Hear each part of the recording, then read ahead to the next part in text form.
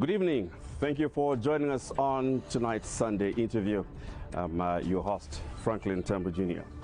Now, Zambia has been experiencing what might be termed as a perfect storm, from experiencing one of the worst droughts in the country's history, massive electricity load shedding, to floods which rendered many households in need of shelter. While this has been happening, the government has had no choice but to push the national agenda of development, infrastructure development included, while needing to practice deep fiscal discipline due to limited resource envelope. It too is in wait for potential effects of the now prominent trade war among the world's biggest economies and the already felt results of the Russia-Ukraine war. All this happening at a time when the United Party for National Development, UPND, is in charge of the government. To what extent is the party in power being affected by all these events? As part of what the program is all about, but beyond it, we'll look at constitutional amendments, governance reforms, and changes that are being considered, and how they impact Zambia's democratic landscape. Politically, we'll delve into exploring the state of mobilization, potential alliances, and whether emerging political movements pose a challenge to the ruling party. My guest tonight is Engineer Charles Milupi, the Minister of Infrastructure, Housing and Urban Development. He's also the UPND Alliance Chairman, as President from the Alliance for Democracy and Development, ADD. Good evening. Good evening, Franklin. Thank you for coming back onto Sunday Interview. Yeah. We're always happy to have you. Thank you. Right. Let's start off, and I know that it'll be broad, and the most natural thing when everybody sees you is to talk about what is happening in your ministry. But I think for starters, for this particular point, I want us to start with what's going on with political mobilization and alliances, and we'll delve into what it probably describes you as an expert. How do you think, how strong is the, up to this point, the UPND alliance? Well, thank you very much, Franklin. The UPND alliance is very strong. It was strong before the last elections, before 2021, and it grew in leaps and bounds going towards the 2021 elections. And as a result of that strength, all the political parties, led by the biggest party, which was the United Party for National Development, I think we formed a very formidable alliance, to such an extent when the election came, our candidate, who is President Hakainde Hichilema, won by the largest margin ever. No candidate in this country has achieved a margin of 1 million votes over their nearest candidate. We did that, and we came from opposition. I think that was a demonstration of the strength of the alliance. Now, we have been in government since August 2021, and since then we have continued to mobilize, and that is why you see we have had 6 by-elections at the higher level of Member of Parliament as well as Council Chairperson. Out of those, I think we won 5. Does that measure how strong the alliance is? How else do you measure the strength of a political party? It is their performance in any competitive engagement. The people coming to vote for you are an indication of how strong a party is. I think that is a statement of fact. Some people say, well, you know, during by-election this or that happens. But by and large, political parties that are not doing very well in by-elections, they cannot say that, oh no, don't worry, we are not doing very well, but in a general election we shall do better. I don't think that makes sense. We are doing well in by-elections. We have lost 1, and we understand the reasons why we have lost. So in that particular region, we are doing a lot more to ensure that we gain in our strength. Right. Right. There are parties now who are doing what I may call a mirror effect of what you were, and they equally will feel they have perhaps the same traction that you had when you were forming your alliance. Yeah. Are you concerned? Yeah. We are not concerned because from inception of this alliance, I've been the chairman, building up the alliance, holding it together. I know what it takes to form and run a successful alliance. Ours was probably the first alliance to win a general election in Zambia. I know what trials and tribulations affect alliances. And I've looked at the new alliances that are on the scene, and I look at them and I compare with what we did, how we overcame certain issues, and how they're doing in facing those same challenges.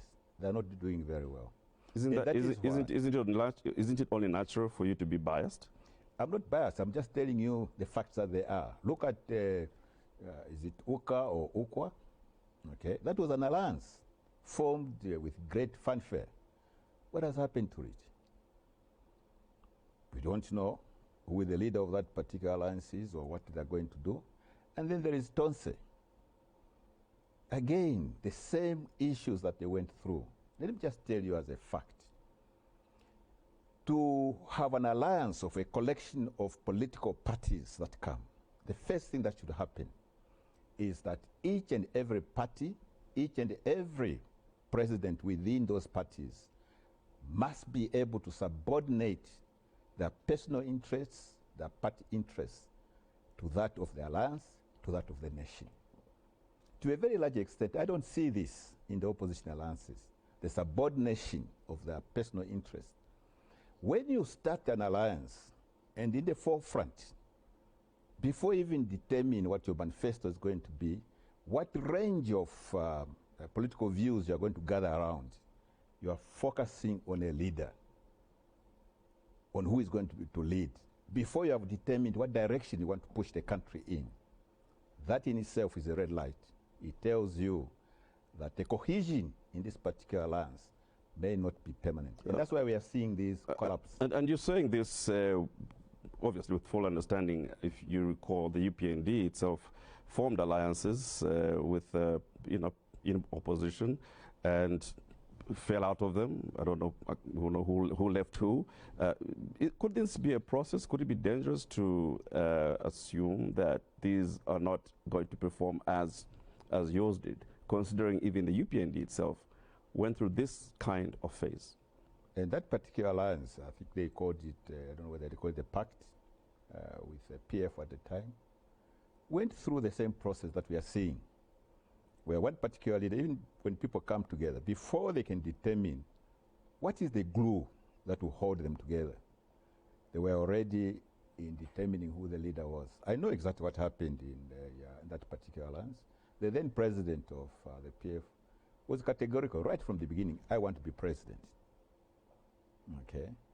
And the other president said, but we haven't determined, we haven't put our views together first. So in forming a successful alliance, you have got to be categorical. Because you are coming from different political formations. What is it that is bringing us together? If it is to offer our services to the country, to offer ourselves to the country, what is it we are going to take to the country? Okay. In terms of various scenarios, whether it is education, health, infrastructure development, the fight against some of these ills like corruption and so on. This has not been, you don't hear of that in these alliances that you're talking about. What you hear is this one is the president, and in some of them you have so many of them competing to be presidents and so on. I think that's the recipe. Does that give you comfort? It does not give us comfort. I mean, what gives us comfort is what we are doing ourselves in the UPND alliance. And whether they can get their act together or fall by the wayside, that is not our concern. Our concern is, what are we doing as a UPND alliance now? What is the government that we have formed? What services are they providing to the nation? How are they meeting head-on the challenges that affect this nation? That is what concerns us. How do you rate your mobilization pace at the moment? It's very good. I mean, how do you measure the mobilization? You measure it by the people that come to yourselves. As I've said, number one, in by-elections, whether it is at council level, whether it is at parliamentary level, we have had success. Our teams, right now we have teams going from the party, going throughout the country, and the level of reception that they're getting is tremendous. I myself, during my ministerial tours and other tours and so on, I go through every corner of this country and I listen to what the people say. Today is Sunday, the last Sunday and Saturday before, I was in Kanchivia, rural remote parts of Kanchivia. And I was able to listen to the speeches of the people receiving us, the songs that they were singing, the appreciation of what the government is doing. And I knew that the government is on the right course. So in all this, you're not sensing any, what might call an Achilles heel for the alliance. You're not sensing any expressions of where you need to do better. Is that what you're saying? Is everything okay?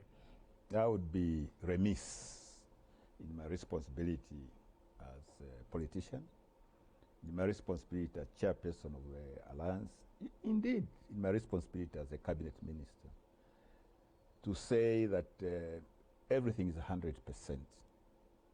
No, that's not what we are saying. What we are saying is, on the balance of probabilities, we have done far better than what would have been expected. Take into account the various challenges that first of all, that which we inherited as a government. We inherited a collapsed economy. That was in recession. You know, recession is an economic term, but that's what was applicable to Zambia. Recession is when the growth in the economy is negative.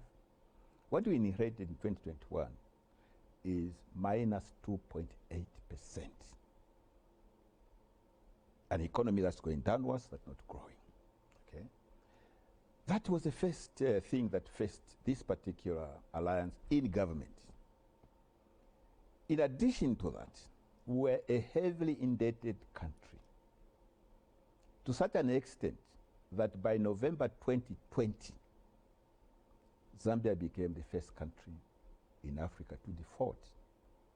Not to repay the debt, but to service the debt, to pay the interest on that debt. If I remember the figure very correctly, it was $45 million. For a nation, that appears to be relatively small. But Zambia then, under the last government, failed to pay that interest repayment. And that is why we're in default. And when you look at, now we take over government, we are in default, we owe vast amounts of money, and even worse, so how do you measure whether what you owe is sustainable or not? Let me just give you a little bit of history.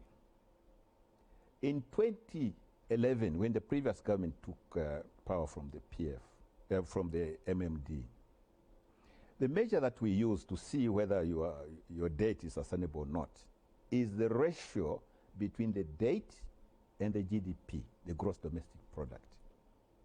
Let me just tell you that in 2011, that ratio, debt to GDP ratio, was 20.8.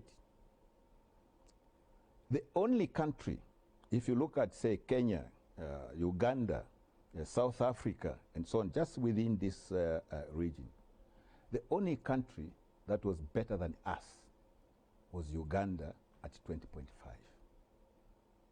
The rest were below us. Over the years, we saw this building up. So by the end of the first 5 years, in other words, in 2016, this ratio had tripled, almost tripled, to 61%. 5 years later, by the time President Edgar Lungu was handing over, it had mushroomed to 118%. Totally unsustainable. All the other countries that I've mentioned within that comparison table were within risk. It went up, each one of those figures, but not as dramatic as the Zambian figure. So this is the situation from an economic perspective that we had to deal with. We are failing to service our debt, and And because the debt to GDP ratio is so high, it means that the size of the budget was so small that if nothing had happened, okay, just two items would have consumed the whole of our budget in any particular year, and that is debt service plus public emoluments, what you pay to public workers. That's two items. That leaves out what you spend on education, leaves out what you spend on health, what you spend on army, national service, all our security forces, what you spend on infrastructure, everything else would have been left out. Just two line items, debt service and public emoluments. So fast forward, a lot of effort to restructure the debt, and here we are. But to the ordinary person, the kwacha is being battered. It's almost at 30 kwacha. You have the effects of the drought. There's load shedding now. Some entities have had to close. To the ordinary person, do you think he's seeing the change you're describing? A lot are seeing the change. A lot are seeing the change. And we have to put everything in perspective. I'm not saying that life is not difficult for a good cross-section of our people. But here's what we have done. Okay? And if these things had not been done, life would have been much worse. When we took on free education so that every child is educated, okay, can you imagine what would have happened if the poor child's parents in some of our rural areas still had to pay for their school fees and so on?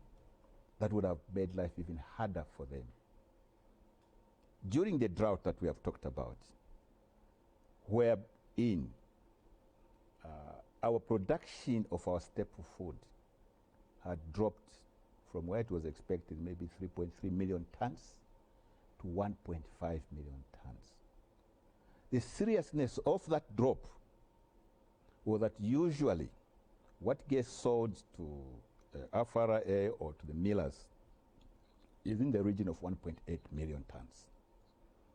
That caters for what we eat, as in Shiba, and for what is processed as stock feed, 1.8 million tons. But this country consumes more than that. It consumes around 3.2 million tons of maize. The difference between 3.2 and 1.8 is the food that our small-scale farmers, our peasant farmers, our village farmers produce, but they don't sell, they retain and they eat it and eat. Okay. Now, what happened last year is because of this severe drought, 1 in 100-year drought in most parts of our country, is our production went down to 1.5. So which means even that which is retained was not there. We had to come up with mechanisms to feed our people. And that is why food was imported from Tanzania. There was 500,000 tons that was brought in. And that is why we embarked on irrigated maize. You saw the president commission things, winter maize, to ensure that nobody, in spite of this severe drought, nobody in this country died out of hunger. Right. Okay. I know that there's a lot more we can talk about that, but we'll try and see whether we can come back to some of these issues. I want us to move on now to the highly contested matter of constitutional amendments, Honourable Minister. And while the government contends that the proposed changes are non-contentious, we've heard certain quarters persistent in opposition to this. Why do you think there's so much mistrust about government's intention in this matter? If the opposition is motivated by the opposition political players, whether they're in alliance or not, do you expect that this government would do anything and you would get praise from these opposition political players? Nothing. That's not how they operate. The way they operate is whatever they see as negative, they spin it. You know, we have spinners now, those who spew out propaganda and so on, and to showcase that the government is doing the opposite way. Their main aim is not to help the country go forward. It is to ensure that come an election, they can also win. So therefore, what you see is propaganda. Now, the issue of non-contentious issues within the Constitution, that should not really be matter for debate. Because it's very well known what issues are not non-contentious. But the argument is who prescribed or who decided that these were non-contentious and these are. But let's talk about the non-contentious ones, because that's where the contestation also seems to be. Well, let me tell you who decides. It's the people themselves. And how have they decided? We have had many constitutional review commissions in this country. You know that, frankly. There are a number of issues which every constitutional review commission has brought out these issues. Whether it is from the Chona Commission, this is the one that ushered in the one-party state. Whether it was the Vunga Commission, you know, that's what changed now to bring in multipartyism. Whether it was the Mwanakatwe Commission, this is the one that did attempt to solidify a multi-party democracy. Whether it is the Zalomis technical committee that went around looking at these issues, whether indeed it was the technical committee that was formed by President Sata, may he so rest in peace, in 2012, that was headed by Chief Justice Anos Lungwe. The same things keep coming up and up. The issue of delimitation, wanting more members of parliament, recognizing that certain constituencies, certain wards are so huge, it has always been there. So, is there anyone who is arguing today that there is no need to look at the sizes of some of these constituencies or some of these wards? Well, there's none. In fact, there is. In fact, if you hear the arguments, there are some who are saying there is no need. The arguments are all out there. They don't think that this delimitation exercise has got merit. But added to that, are we saying that because these were described under non-contentious lists, then there is no need to go back to people and see whether those are still being seen as non-contentious? Let me tell you, I've told you that last Sunday I was in a rural part of what was then Pikas, now Kanchibia.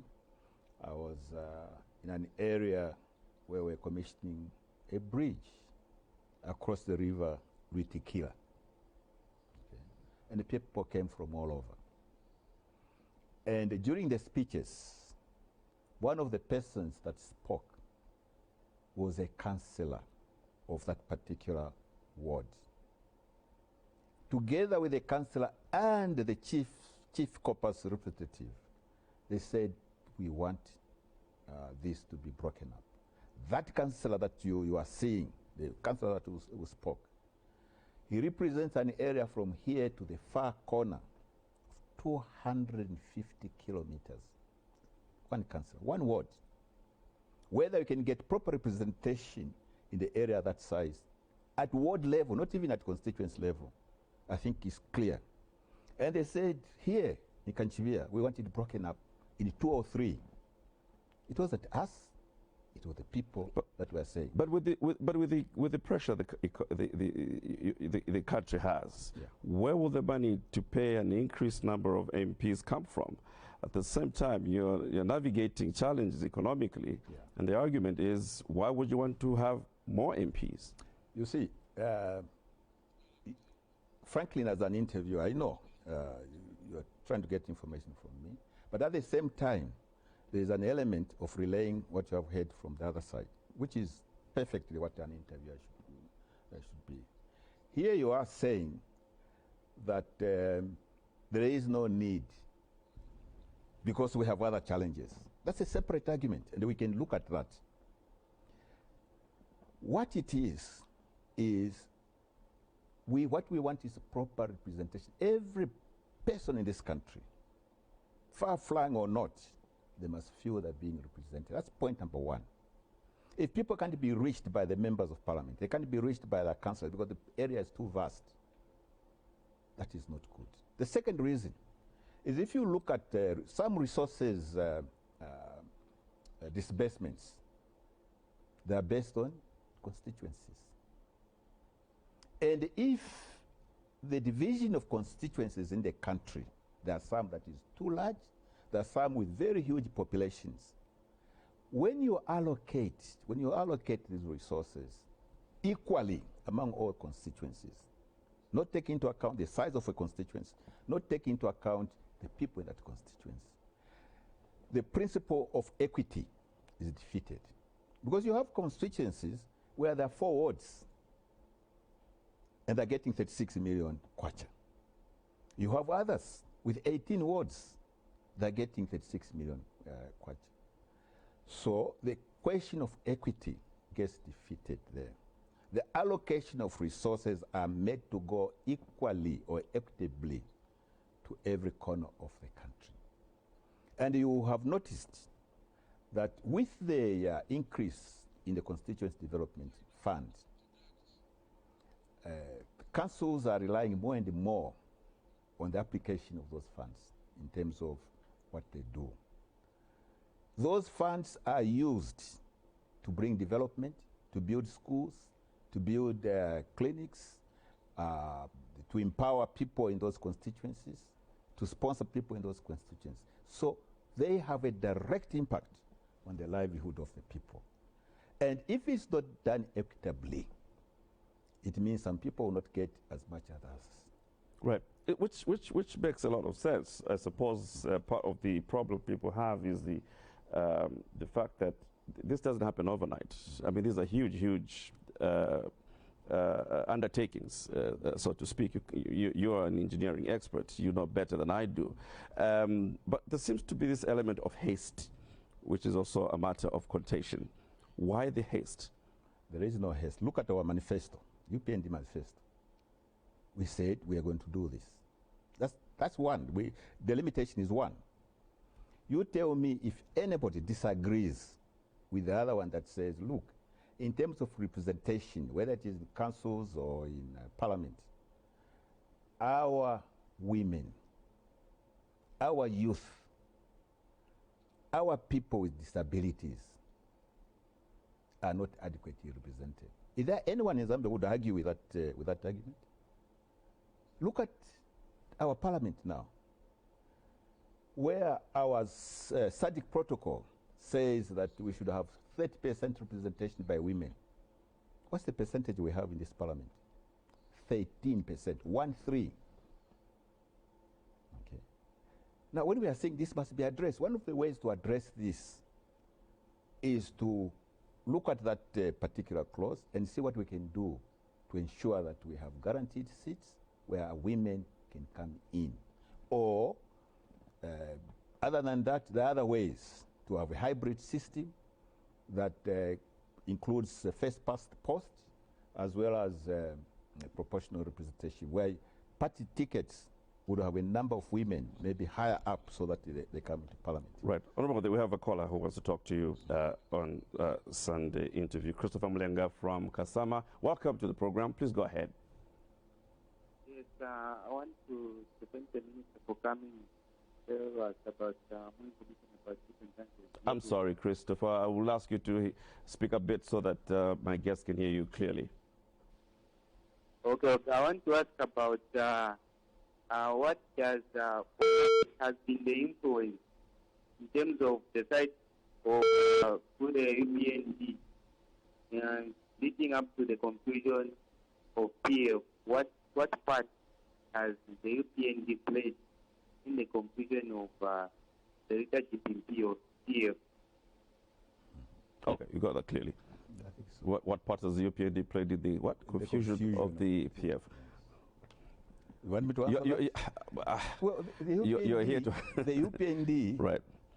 or government have played no part in the confusion of, it's like a man and a wife who can't get on, and they are divorcing, they are separating, and they are saying, what part has my neighbor played by dissolution of my marriage.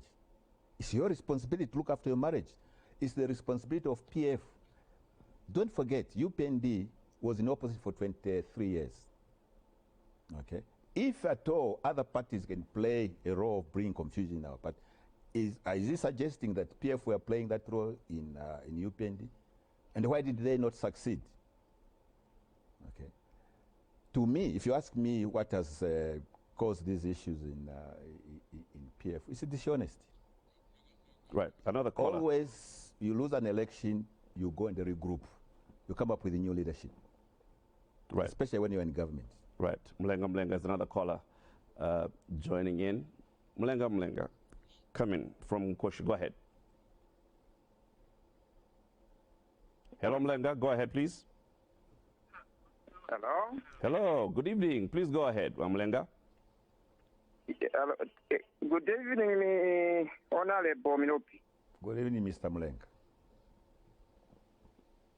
Okay, this is Mulenga in Mkushi. Yeah, I feel I'm from Leland, especially in constitution amendment, especially the limitation. You don't have somewhere to move up Lusaka and Copper Belt province and Lusaka province. Mwaliba kwa timwa, mwaliba selfie. Timupanjo tima constituency utuno no nomba mwaisa bulaba neno abali malolo areas, especially Swapula province. It's my constitution, it's my constituency. Yakulisha look at Mchinga. Look at even southern province, western province. That's why na abantu bale janda ulokweba CDF tatule imona. Kuti yamoneka chan CDF chi constituency cha para kwa chirukasha chigachonse chigachimalole. Ero nomba maisabu ulo muntu uli kukabwa constituency. Ero nomba maisabu la no muntu uli kaputa constituency. Mabapera bonse amaseki milioni. Kuitemwa. Mulefa eka muputule bonse mulingane pakwe batu. Yunga ba 6 minutes. Ama MP. Ama MP abantu bale dandaula kitatu bamona. Kuti mwamumona cyane lukwa kinani kane kanchiriya cyonse ki. Kuti bamumona MP pakwe batiese akila unde cyonse bati mwanga mwafuma vikakabwata lukwa tikakabwata constituency kai. That's why we are given Rubingabala. That's why, in conclusion, right. That's why we are given Rubingabala Yumfuati Bari Bombaka Kakabata constituency Kano Kaya. So the limitation Yena Reposa and steady in a fight at Mambo Taulesma constituency. Thank you very much. Thank you very much. Thank you. Get the point. So it's basically in agreement with you. Absolutely. That there's one other thing. Right. If you look at these urban constituencies, any one of them, how many secondary schools are in that constituency? How many primary schools are in that constituency? How many clinics? Sometimes how many level 1, level 2 hospitals are in that clinic? How many roads are already in there? And then you look at one like Kaputa or Shangong. How many secondary schools are? Some there is no secondary school. Some there is no hospital. Right. And so on. Right. And these are the ones that require more development. Right. But if it's being given same as the ones he's talking about. Right. Before we move away from the subject, many are saying this endeavor, changing the constitution, or rather making amendments, is not too different from Bill 10. In fact, in some quarters, they're even calling this proposal as Bill 11. It's all over. Do you think how different is what government is trying to do, or what is trying to be done from what collapsed? First of all, let me tell you what was happening before NDF, National Dialogue Forum, which was concocted by PF in government then. There was a huge movement to bring in what we called National Dialogue and Reconciliation. We in the opposition and other political parties, including the PF in the start, was that we need to sit down as political parties under the leadership of the church mother bodies. And therefore we had the CCCB, which is the Catholic bishops, under the chairmanship of Bishop George Lungu of Chipata. We had EFZ, we had also Zambia Council of Churches, okay, with Father Chikoya as Secretary General. So we worked together, okay. PF scuttled that process. Those of you who remember, as we went to the Cathedral of the Holy Cross to launch it, there was burning of incense. All these church mother bodies were there. The only people that disappeared from there was PF. Okay. After that, we made several attempts. You know, I speak to you as chairman of the Alliance, so I was in the forefront, leading by side. Okay. After that, we make concerted efforts to engage with the PF, but to no avail. We heard there was NDF. NDF had a specific purpose that was come up with Bill 10. If you look at specific clauses within that Bill 10, it was to entrench themselves in power. And that is why, in propagating the negative propaganda on this particular process, you heard, no, Hakainde wants to increase the term of office from 5 to 7 years. You heard that. No, he wants to appoint ministers from outside parliament so he can choose his friends. And there are many other negative things that were being propagated. What we have come up, the 13 that we have come up, have nothing to do with that. It is in the national interest to address some of these lacunas that are there in the Constitution.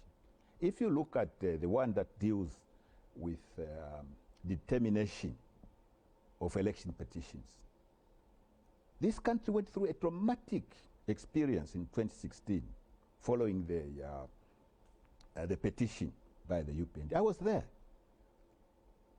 where the Constitutional Court were not able to determine, because the Constitution said you will hear within 14 days you will hear the petition, but did not make it mandatory for them to make a determination. So if you look at the process that was embarked upon by the Constitutional Court, there was nothing to say these are the ones that have won. Because if there has been an election and the one says, well, this was not conducted fairly, you need those people to say, yes, either these people won or we need to go to another election.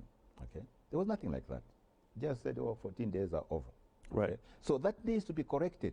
The Constitution amendment that we are taking to Parliament is to say, not only hear the petition, whether it's 90 days for a member of Parliament or 14 days for a presidential candidate, hear and make a determination. Right. Another caller wants to talk to you, Honorable. Good evening. Welcome to Sunday Interview. Good evening, Franklin. How are you? Very well. How are you? Who's calling us?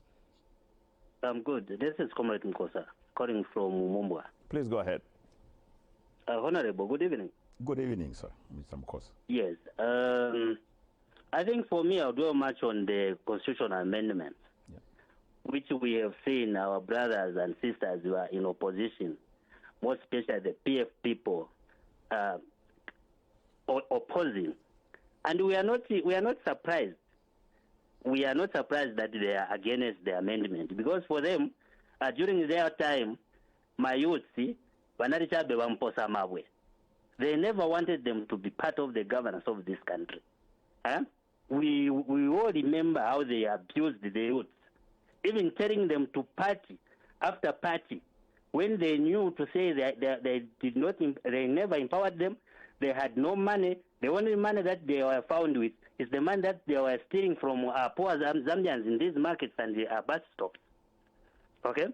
Today now, the UPND want to include the youth, because we know to say when we let the youth to just participate in these elections, they cannot compete with the old folks.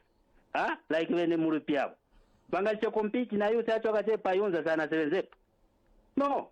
So we need to put things that we feel matters most to this country in our constitution. But unfortunately, people want to do my politics on things which are non-political. Well, thank you very much. In conclusion, Franklin. We have to, yes. In conclusion, I want to remind my fellow Zambians that we had a challenge of the drought. Is there any opposition political party leader who suggested how would we have handled the drought? The answer is no. All what they are talking about is Chunsu and other things. because these people, they have got nothing to offer to this country. Okay. All what they do is to criticize the government, but they don't tell us what they would have done better than what this government is doing today. I think this is my submission. Thank you very much, sir. Thank you very much. That is in support of, unless you want to add on to. Precisely, and that's why all the 13 of them, we could, if we had time, would go through them one by one. Absolutely. There is nothing that puts UPND or the UPND allies at an advantage compared to everybody else. Right. It is in the interest of the whole country. Right. I want us to move on to matters of infrastructure, sir, because that's your expertise, and it's a matter that puts you there, among others, of course. The issue of unpaid invoices for supervision works. There's some engineering consultants who are, from the Association for Consulting Engineers in Zambia, and they've lamented, they've complained that they're owed over 500 million kwacha in unpaid, works. Is there any reason why the government has not been keen on settling these bills? I don't know what the situation is now. Yeah, let me just tell you. That is why you look at President Hakainde today. The amount of putting things right that he has had to deal with, him and his government, is colossal. We've talked about the debt. Now, let us look at infrastructure. What the PF were doing is that even at RDA, there were cadres who were there just to give contracts and so on. And in most cases, these projects were not awarded with a budget in place, with the resources in place. They were just given all over the place. To such an extent that when we came into office, we had 1,005 contracts given out in infrastructure development. The date you are talking about for the consulting engineers and so on, supervising engineers, was part of that date. The total date was 12 billion kwacha. Okay. That particular year, they had awarded contracts of 121 billion kwacha. When you look at the annual budget for that particular year, it was even slightly under that. That's the level of responsibility that was going on. So we take over. We are heavily indebted. We can't borrow to put on projects. Our budget is small, tiny. Our budget, whether it is 170 million, billion, and so on, translated in dollar terms, it's usually around $6 billion. Doesn't seem a lot of hope for this. What I'm saying is this is what we are grappling with. It is what is called legacy debt. It's not debt that we have accumulated. So they'll have to hold on a little bit longer. Let me explain. It's debt that was left by the PF. Okay? And where was this money applied? Were these projects completed? In a number of cases, these were left hanging. In some cases, project was given, money paid, but nothing was done. So what are you going to do? Where it was done very poorly. I can give an example of Nakonde to Mbala, which was commissioned in 2017. You go there, check at how badly it's failing. Look at Isoka Muyombe. Go there. With just your shoe, you can rub off the tarmac on that particular road. These are the things we're grappling with. So what are you going to do now? Because they're still working, and there's certain Number one, works we are looking at whose quality could be compromised. No. We are working under government directions expounded by our president, supported by myself as a Minister of Infrastructure. Any project done must satisfy 3 criteria. Number 1, it must be the right cost. Number 2, it must be right quality, international standard quality. And it must be delivered on agreed time frame. Just 3. But how will it happen if they're owed so much money? No.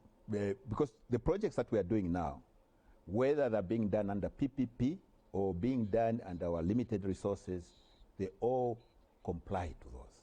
I'll give you an example. Go to Chingola Chirabombwe Road, Chingola Kasumbalesa Road via Chirabombwe. Check the quality that was done. Go to Chinsali, Isoka, Nakonde Road. Check the quality of work that's being done. You go on Lusaka and Dola Joe Carriageway. Check the quality of work that's being done. That did not happen by accident. It is government of President Hakainde, it is the ministry under my leadership saying this is what it's going to be. We are not going to tolerate anything like that. Right cost, the 1 kilometer just to do tar or bituminous road tar for 1 kilometer, in the last regime of PF, it was costing 1.2 million. Above $1 million, 1.2. We have said right cost. And we know how to derive the right cost. So what are you going to do with these? So we have reduced now the cost of doing that to a half, sometimes less than a half. So what's going to happen to these people? Legacy date has to wait until we have the resources. And that is why we are restructuring the economy. The economy is going to grow, and that will allow us to pay those that did genuine work. So they have to be patient. Everyone has got. If you have no money to pay, and we can't. So there's no money to pay. Listen, we have resolved. We spent almost 3 years dealing with the issue of debt left by the PF. During the time we were doing that, we could not go and borrow. And if you don't have your own money, how do you pay somebody else? So this building up the economy. And by the way, I've said that in 2021 we inherited an economy under recession. But because of the various investments that have come in, the economy, after 2 years, that GDP, which we took over at $18, $20 billion, was $31 billion. That's a statement of fact. The figures I gave earlier on that the GDP to debt ratio went as high in 2021 as 118%. Mm-hmm. You check now, it has come down to 75%. Mm-hmm. This shows the success of what we are doing. Right, but if you ask so what do you give them? Because obviously they have to wait, and you're the minister in charge. Yeah. There's got to be something that gives them hope. There's got to be some middle ground. You see, this is where we have problems. You know, people say something like that. They do not give you solutions. Let me tell you, what are the solutions to that? You don't have money, you need to pay the people. First of all, most of them, what was done, there were many people who want to be paid for the air that they delivered. Okay, Lusaka Ndola Joe Carriageway. When we came in, somebody had been paid $30 million advance payment for work on that road. Okay, we say, look, no work has been done. So we are now trying to recover some of that money. FTJ University in Mansa, $30 million was paid. Tumpa University in Kasama, similar amount was paid. Nothing was done. Okay, that is how irresponsible those who are running the affairs of the country. And what I'm saying is, if you do not have money, there are two ways in which you can pay. You can go and borrow. We couldn't borrow because we are over-borrowed. Or you can go back to the citizens, including Franklin, and say we are going to tax you more so that we can have more money in the treasury to be able to pay these things. Honorable Minister, our analysis of taxes in this country is already high. And therefore, our citizens cannot take on more tax. So understand, this is not debt that we have generated ourselves, it's debt that we found. Right. As we close, because unfortunately time has run out, you mentioned the Lusaka Ndola Dual Carriageway, which is a mega project. And this is when, if not how many, couple of weeks ago, you now have an independent engineer, a consulting engineer. Is that what you call them? One who overlooks whatever work is happening. You have one, am I right? Yes. Why did it take so long? What point are you making here, Frankie? Because I hear people say these things. Let me just tell you. Right. Okay. An engineer works for who? Works for the contracting authority. I will answer that question for you. And who is the contracting authority? It is RDA. You go to RDA, it's full of engineers, starting from the chief executive to directors, and so they all call themselves engineer so-and-so, engineer so-and-so. So where there is delay in appointing an outside consultant, does not mean the work suffers. That's why you go on the Lusaka Ndola Road, you find that there is no quality compromise because we have other ways of supervising. Do you need more? Is the one? Well, that's what is stipulated in the contract. That's what is stipulated in the contract. We have a project now ongoing, Chipata Chadiza. And by the way, many people thought we were not going to do it. Go there and see what we are doing there. And we think that on Chipata Chadiza, by the end of this year, we'll be able to commission. There will be people moving from Chipata all the way to Chadiza on a tar road. Right. Something that was not done from 1964. Rob, in a minute, sir, as we close, why do you think that the alliance with you leading as chairman, all these works and challenges will eventually make the Zambians see what you can see in terms of vision at the end of the day? Yeah, because people feel, okay, all the things that we have said, there's a growing economy. The mining sector was collapsed, frankly. Mopani was under care and maintenance. KCM was under liquidation, okay? Those big mining companies in Northwestern, like First Quantum, like Lumwana, they had made up their mind to leave this country because of the changing policies of the then government, okay? We came in. What has happened? We resolved the Mopani issue by bringing in a new investor who has brought in money, regardless of whatever you hear. We resolved the issue of KSM. The issue of KSM is not whether it's Vedanta back or not. It's a question of understanding that the way they liquidated, and you have seen the statements from Amos Chanda in yesterday's paper, today's paper, that they did not agree even with the liquidation. The way they liquidated, Vedanta went into court in London. We would have spent the next 5-10 years attending that court, and we would have lost it. Okay, so we resolved it. They are back with